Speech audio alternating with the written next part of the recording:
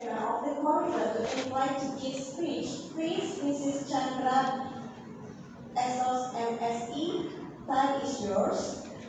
Saya Anistia dan bersama dengan saya Ami, kami akan menjadi moderator Anda untuk kuliah umum hari ini dengan topik yang sangat penting dan menarik, Navigating the Digital Landscape, Opportunities and Challenges for Virtual Branding and Supply Chains. Selanjutnya, Ketua Panitia dipersilakan untuk memberikan sambutan. Silakan Ibu Chandra dan Bagian.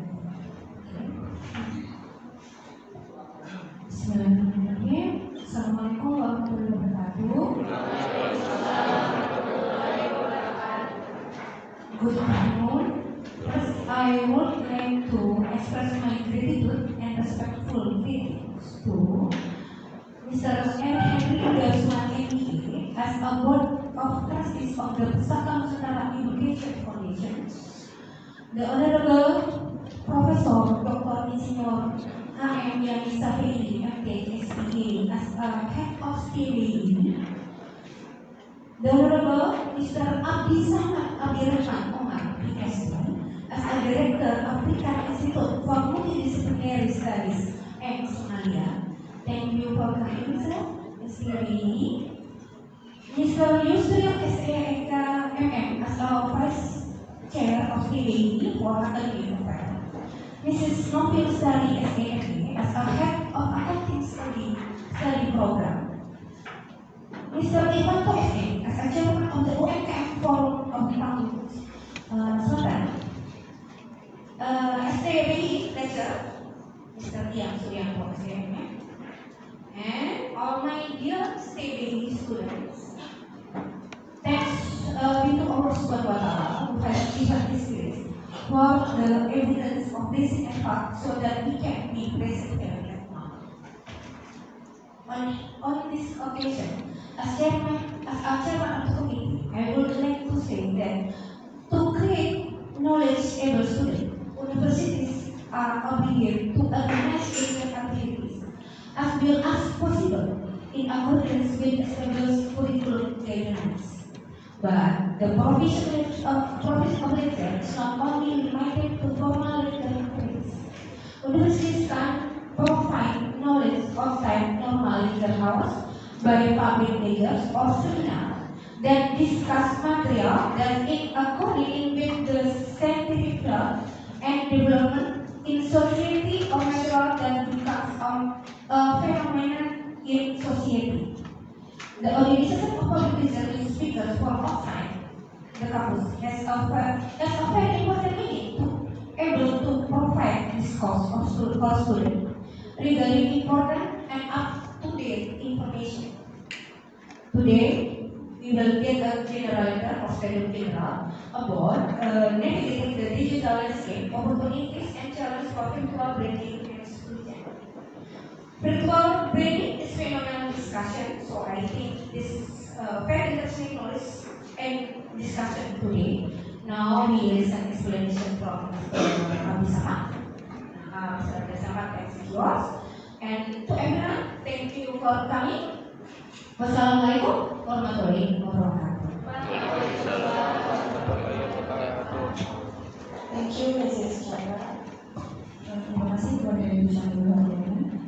The next, Professor Yani was then invited to give a speech. Please, Professor Yani, time is yours. Selanjutnya, Profesor Yani dipersilakan untuk memberi sambutan. Silakan Profesor Yani waktunya untuk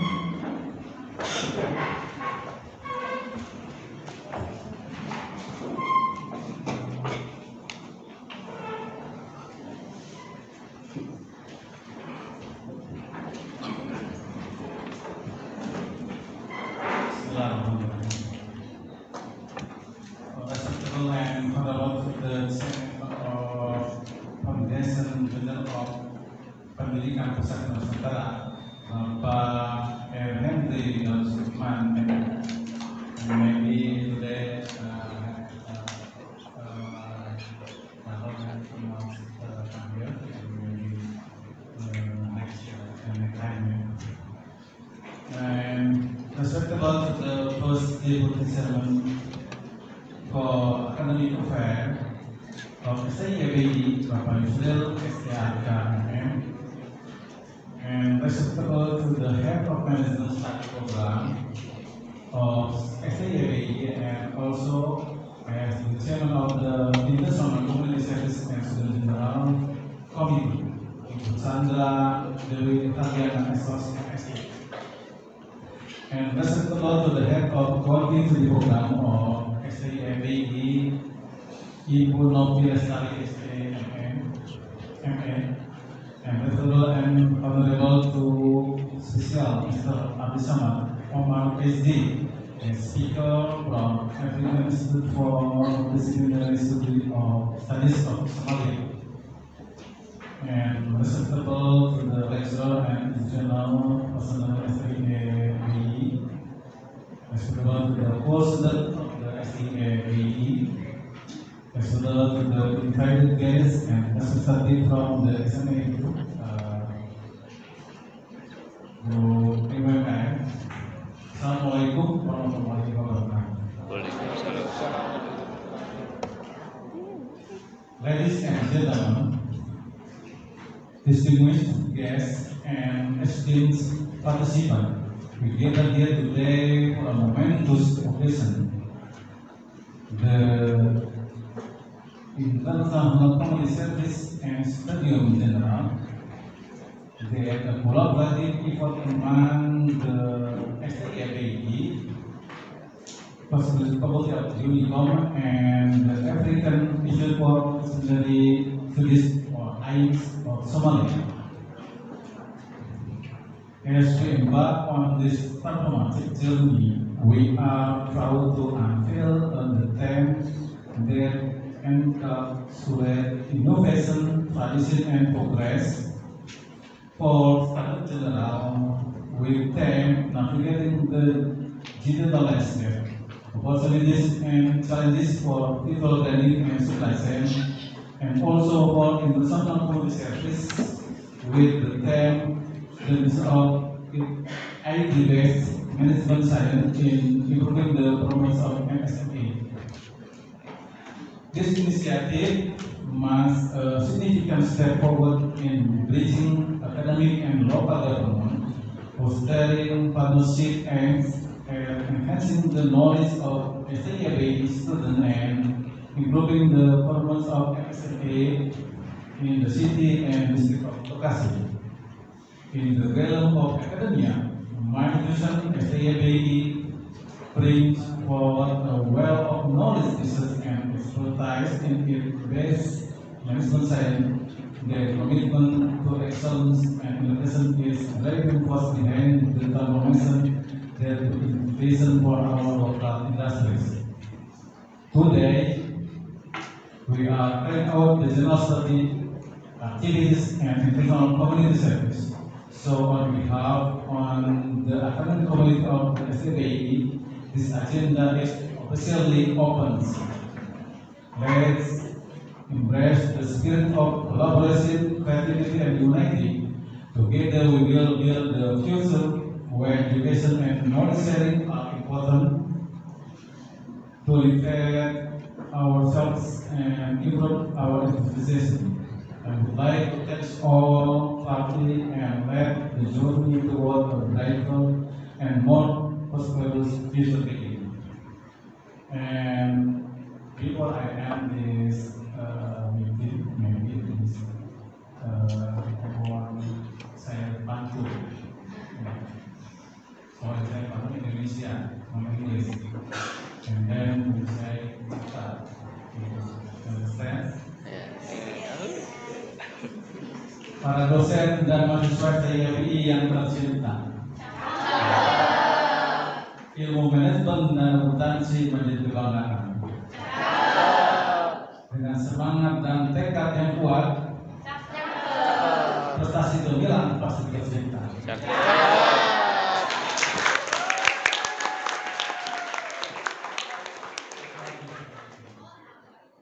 Riset dan penelitian tiada henti. Mengukir nama di dunia ini yang nanti. Bersama dosen dan teman sejawat.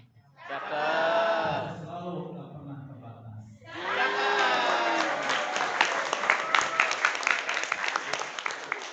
Oleh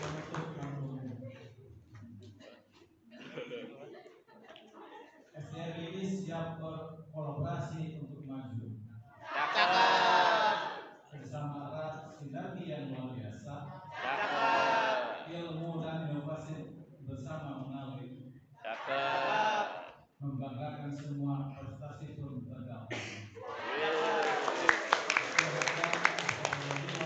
Wassalamualaikum warahmatullahi wabarakatuh. Thank you for Professor Yanin. It's a beautiful picture. The next, in our rapidly evolving digital world, understanding how to effectively navigate branding and supply chain dynamic is crucial for business of all sizes. Today, we have the privilege of exploring this topic in depth with our esteemed speaker, Professor Dr. E.R. Haji Muhammad bin Shafi'i, MT, CSDA, and also Mr. Abdi Samad Abdirahman Omar, PhD. Di dunia digital kita yang berkembang pesat, memahami cara menavigasi branding dan dinamika rantai pasokan secara efektif sangat penting untuk bisnis dari semua ukuran.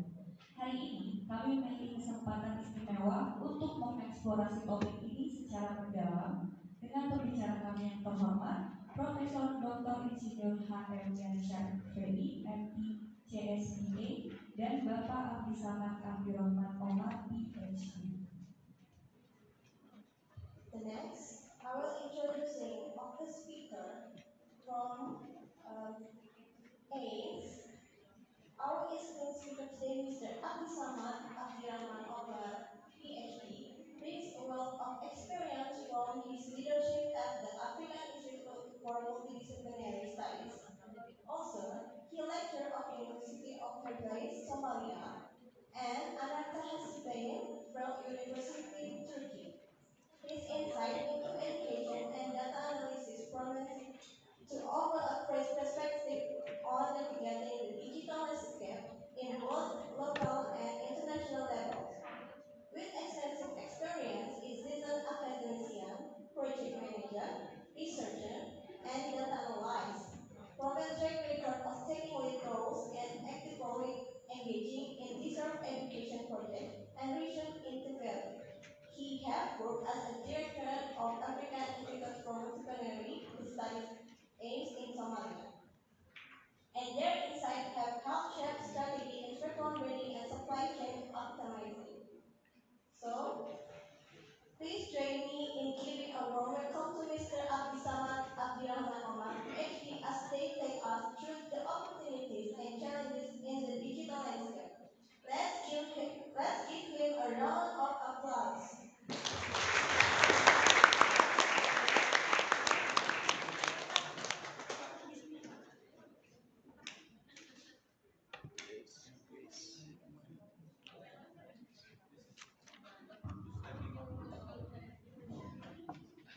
Ya, Assalamualaikum.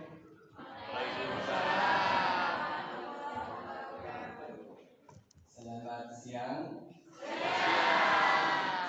Okay.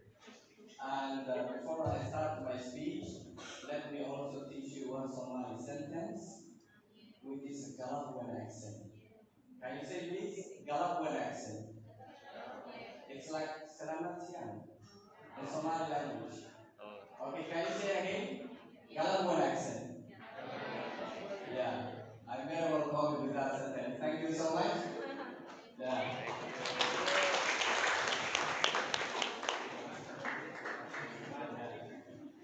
Actually, I'm deeply honored to be here with you, and I also want to express my gratitude to SIPE for the great welcoming, and also allowing me to attend this international event, and also taking the time with these young professionals from different fields of the university. Really, I'm very honored to be with you, and I would like to share with you some of my experience towards supply chain management, towards landscape, business landscapes, and also digital landscapes. Okay, so is there someone who control the slide? Okay, good. My presentation will be quite long, so please relax. It may take an hour. So within that hour, please don't be bored. In case if you feel bored, raise your hand. We will have chit chat conversation and we will go on to warm you up. So simply, at side PE, you have two important values. You have what's that? You have accounting. You have accounting. Is this okay too?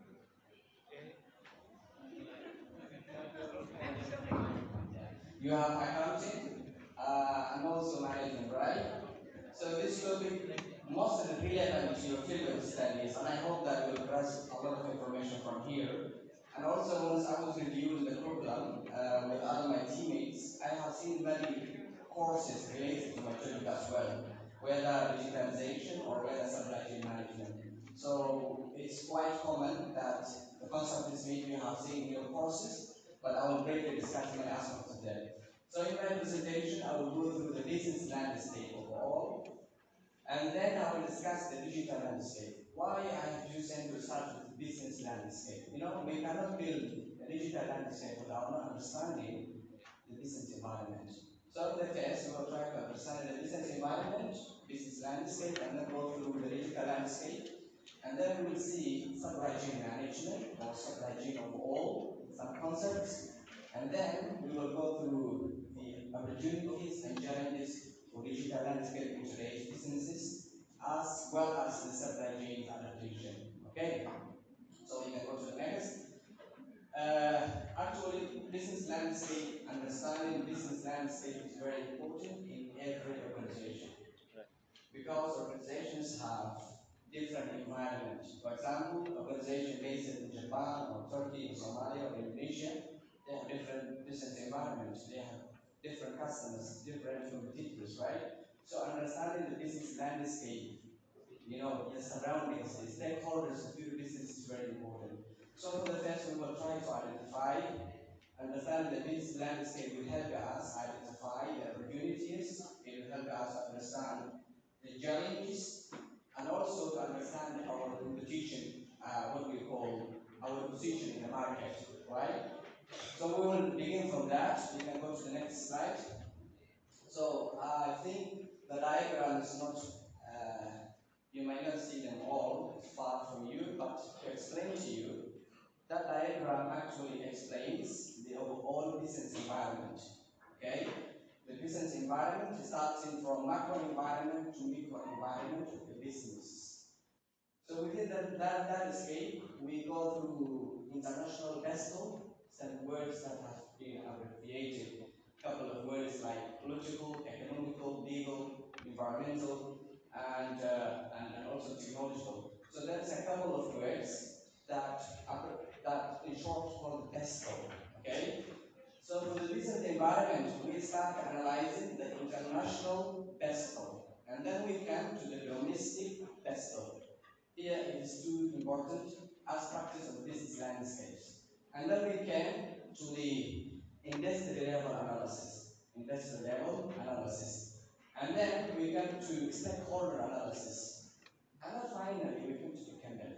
So you see, we cannot analyze a company without not analyzing internationally what we call PESCO, also domestic PESCO, and then analyzing without not analyzing also industrial analysis, we cannot try to understand our local business environment. Okay? So we will go through one by one. So what we call macro business environment, here there are a couple of words like political, here we have economic, sociocultural, technological, environmental, and legal. So these are the aspects that businesses always impact to the progress, to the expansion, and also to the operations. For example, if there is economic recession throughout the world, for example, during the coronavirus, there were economic problems, and still we are experiencing some economic inflations, we are experiencing some economic recessions throughout the world. So in that case, it is an international factor when it comes to the economy. There will be a political landscape changes. There's something called geopolitics that also may affect to the small businesses as well. So the social culture also is very important. Why social cultural? Because of what? For example, 10 days back, the Indonesian, uh, for example, the Indonesian children or the Indonesian youth may have different perspectives, may have different choices in terms of buying something. Okay? But now things have been changing because of what there's a trend. Like the TikTok, mostly. The social media has a lot of trends, right? We were using Facebook, then Facebook now uses this kind of guys. No one around you mostly uses Facebook, but instead you use Instagram or TikTok, something like that. Why? It's a trend. It changes every day. So it is what? It is technological change. So these are the factors that affect every business environment internationally. So once we say internationally, also we come to a domestically with the same variables, with the same parameters. So these parameters also affect us internationalized. For example, the legal of the businesses may change. What about if the Indonesian government introduces a new legal to the universities, a new legal to the businesses? Then your business also will be affected for that legal.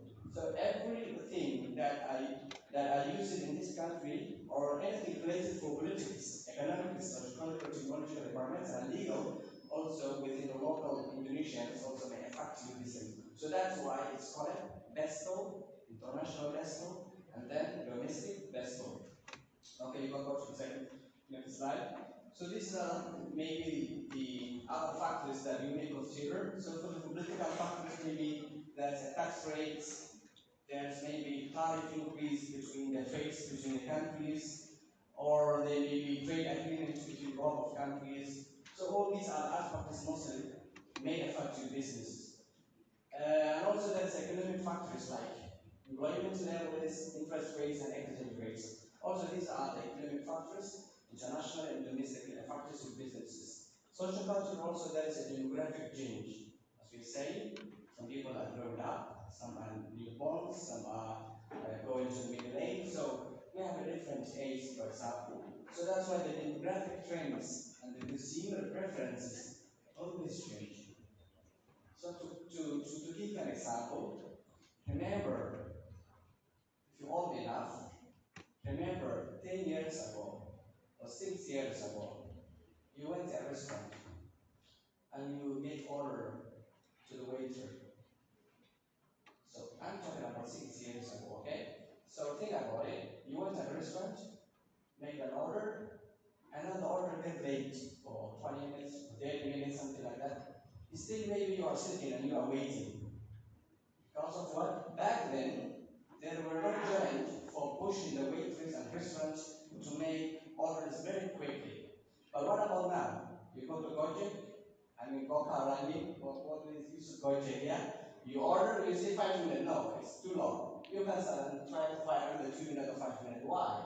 Our preferences have been changed, right? So that's why the macro environment always, for example, always matters. So we must go through those kind of changes from different aspects, for example, of the technology. If I put another example for technological factors, 10 years ago, maybe 15 years ago, the universities, most of the world hasn't had such kind of projector technology or screen technology. The lectures maybe we were using blackboards or whiteboards, right? But now, no school doesn't use anymore. Why? It is technological change. Now we have projectors, we have screens, and everything is being sophisticated. So that's why these changes you must follow with them. Otherwise, you will be left behind. We can go to the next.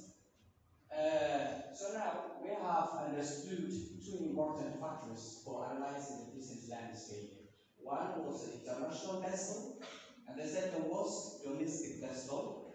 And then we come to industry level analysis. Industry level analysis. So industry level analysis, we analyze our industry.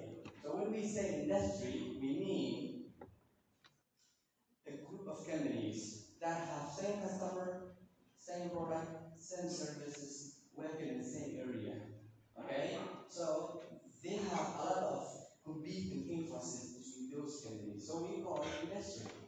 For example, there is higher education industry, there is a banking industry, the communication industry, transportation industry, preschool industry, as much as we count. Okay? So for this industry analysis, we will try to understand the industry that we are working in.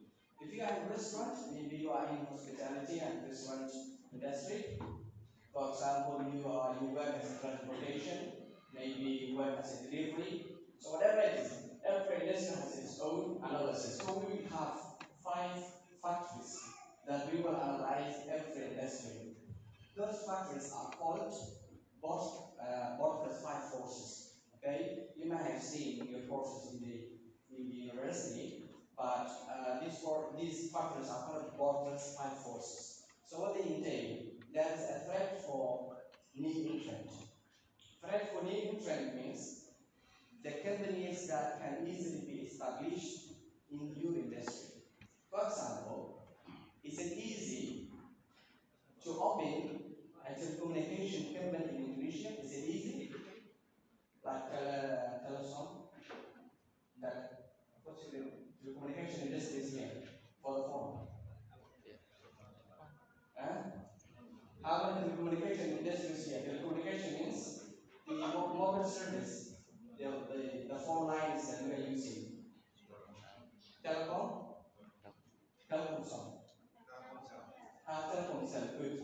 So is it easy to establish like that company? Why? Because there's a huge investment.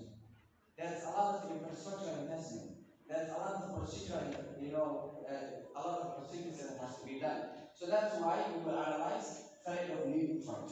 So if that market can, if the companies can easily join that market, and there's no any problems or maybe any difficulties, then we say there's a threat of new entrant. But if it is too difficult to establish a company within that industry, then we say that it is difficult, then we say there's a barrier for new entrant, like telecom itself. It's very difficult. But opening a restaurant is it difficult? No, we can open a restaurant. It's easy. You need only a budget and then we try to open, right? So then, such kind of businesses doesn't have a lot of limitations. So then we come to the bargaining power of buyers. So here there is a two bargaining buyers power. I mean, we have bargaining power of supplier, bargaining power of buyer and supplier. Okay? So once we buy this product from Ultramart, we buy it from supplier. Eh? We are buying, right? Right. Okay. The company produces, eh? Yes. Ultramart takes the company, this company. So based according to the structure of Ultramart, we say Fit is a supplier to the Ultramart, right? Right. So here we have two bargaining powers of as buyers and also as a supplier. So once we say as a buyer, how the buyer can have a power. For example, let's say there is a company that produces this water, and you are the only buyer that buys. And then today you thought, let's not let me have my own company as well. Let me also process and produce those kind of products instead of buying from another supplier. So today I'm a buyer to you, but I am thinking to have few businesses as well. So I can be also a producer. So that's why we call that a bargaining power of the buyers. And also the supplier can have a power as well. How the supplier can have a power. For example, there's a supermarket and there's a farmer that farms fruits and vegetables. So the supermarket buys the product, the fruits from the farm, but the farmer now wants to open its own supermarket to sell the product. So then what we call that? That's a bargaining power of the supplier. So that's why we analyze both ways with the buyers also the suppliers. And then we come to the substitute product. Substitute product means the products that can be easily substituted. For example, drinking this water with and also drinking this water, lean mineral, it's same. I can buy anyone, right? There's no difference at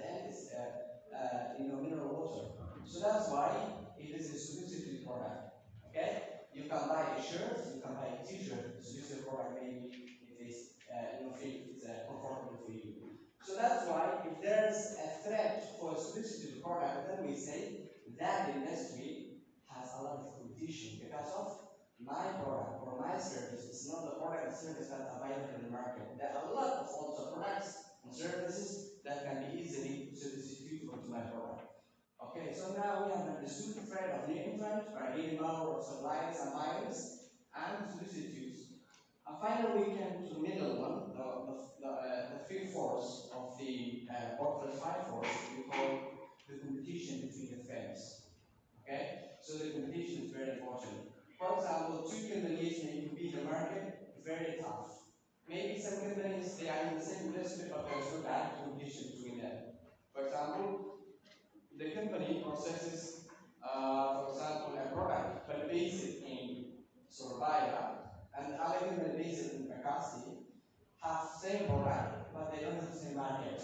They serve different markets, Surabaya market and Bekasi market. So that's why they may not have a direct competition. But here what we talk is among the existing competition within the Bekasi, within the Surabaya, within the Jakarta, how is the competition between the industry? If that's a lot, then we say that industry also has a lot of competitions as well. We can go to the next. So we come to a conclusion, which we say, yeah, this will be long. So we come to a conclusion from that five force, and we say if the market has low entry barrier,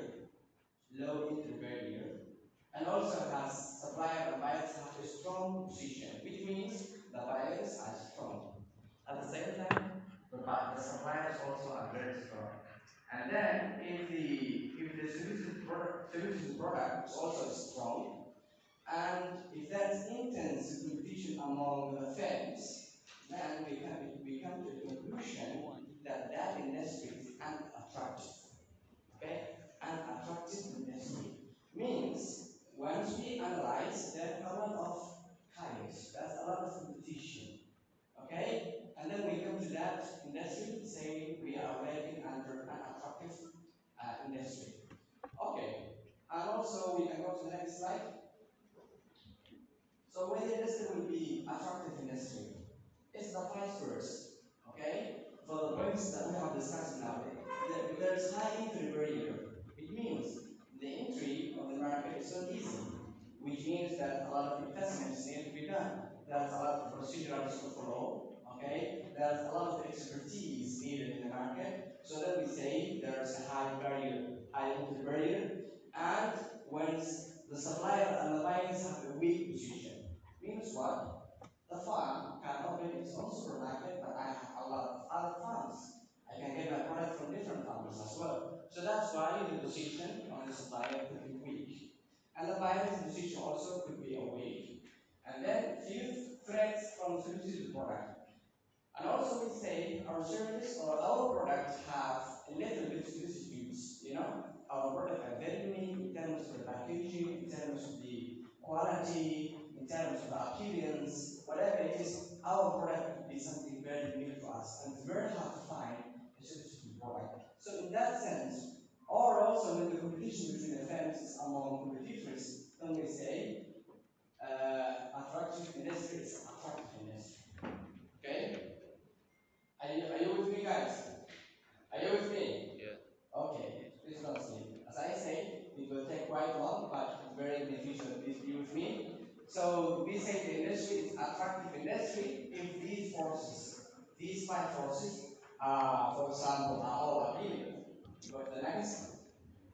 So now we come to the competitor level. If you're with me, we have discussed so far the business landscape, starting from the international vessel to the domestic vessel to the industrial analysis using or 5 forces, and now we come to the competitor analysis. Now we will choose a specific competitor from my market. In Bagasi, you will see which competitor have the same product, the same services, and also service the same customer as my customers. And then you will pick up that one. And then you will analyze those competitors. You will analyze the competitor and their market share. Do we have the same market share or we have different market shares? To ask you a question is go and check and there's another company, Grab, okay? Those two companies, they are competing in the market, right? They are serving the same thing. So that's why when one another analyzes, it says, what about the market share? So which one has the highest market share in terms of Gojek or Grab? Which one has the highest market share? Which one has the highest market share? Huh? Gojek, right? So then, Gojek will say, yes, in this market, in my competitor, I have 50% market or 60% market share. And then it goes from that way. And then it analyzes the competitor's product and services. So the competing companies also analyze the products and the services, what they add to each other, what they are doing, how they are developing their products, the customers they serve, and anything related to that. As well as here we determine competitors' strength, financial position, cost advantage, and distribution. So those are very important factors in every business. Why? Because of what? The competitor's strength can come from their financial position. How are they strong financially? Do they have a better financing? Do they have a good budget? Do they have better experts in terms of financial analysis? So you identify your competitor's financial position. Also, you analyze what you call cost advantage. Probably, I know most of you are taking accounting course, so you know cost advantage, right? So cost advantage is produce an item between two companies, which one produces with lower price. So if you produce with lower price because of your utility is less than your expertise, you have a better expertise, for example, and then at the end of the product, once you give a pricing, then you may price less than from your computer because of you have a cost advantage in producing items. So we will analyze those kind of factors and also the distribution networks, and we analyze the competitor's weakness as well. So how we will understand the competitor's weakness? Nowadays, everything is online. That's the review, right? So once you go to hotel, you check the reviews. You see what other people have said. And then you check the good side and the bad side as well. So normally, we go analyzing the competitor's weakness through the customer reviews. So the customer reviews can be received in many ways. You can look from the internet, if it's available, you can ask them, then maybe a rumor in the market. There's a lot of information that you can find as a customer reviews, okay? And that's also financial. Yeah. And also there's the financial reports, if it is explicit and also available to the public. So you gather any relevant information to your competitor, and then you will try to take a step that you can, go through any difficulties from your customer. But without analyzing your customer, you don't know where are you going. You don't know whether you are performing well or not. So that's why analyzing your direct competitor is very important. And we come to another point, because the next, we come to what we call industry analysis. We have completed customer, competitor analysis, and now we come stakeholder analysis. So now as you see, we are coming from the top to the company. Okay, we have analyzed it both domestically and internationally. We have analyzed what we call industry using both the five force. We have analyzed the competitor analysis. Now we come to the stakeholder analysis. So the stakeholder analysis can be used using the Mendel's stakeholder matrix. Okay. Mendel has developed a matrix which we can easily analyze the stakeholder. So do we know where the stakeholder is anyone who has direct or indirect interest to the business. Okay? It's anyone who may involve to the business. It can be the top management, the customers, the employees, the government, the banks, anyone who has direct or indirect interest to the business or manufacturers for it, you're a stakeholder. So when analyzing the stakeholder, the Mendel's using Mendel's matrix, he has appointed that we can analyze the stakeholders, put it into four categories. We can put them one group like we can call keep satisfied. There's another group we call key player as a stakeholder. There's another group that we can call low priority, and there is a group need to be informed. So these are the four categories that we can use in terms of analyzing the stakeholder. If we start with the keep satisfied stakeholders, so please be with me. There is a small activity after this slide, and I want to also share with you. So for the key satisfied stakeholders means they have high power. Okay, those stakeholders have high power, but they are less interested people to do business, but they have the power in their own means. So in that group, which can you go to that please? Uh, Yeah. So these are like this group need to receive information. They need to receive information related for the status. For example, it can be investor. So if there is investor, that person as a category analyzing the stakeholder matrix, we call keep satisfied because the investor is the one who gave you the financing and he wants always to be keep satisfied, give the reports, okay? Knowing everything what's going on for the project. So that's why it's one of them. And the banks also need us to be keep satisfied, the government and the customers. So these people are what we call keep satisfied. Okay, and there's another group which we call key players. So the key players have high power for the key players, and also they are highly interested people to the business. So this group are very important. Why? Because of they have high power at the same time they have interest in your business. Because of if your business is doesn't work or your business grow, other people will always be accountable. So it will be the CEO of the company, it could be the shareholders of the company, or it could be the board of directors. So these are the people need to be recognized as a key player because of they are the ones managing the company. Okay, we come to the next. So the other two is like what we call low priority stakeholder. So those low priority stakeholder have no power and also they are less interested people.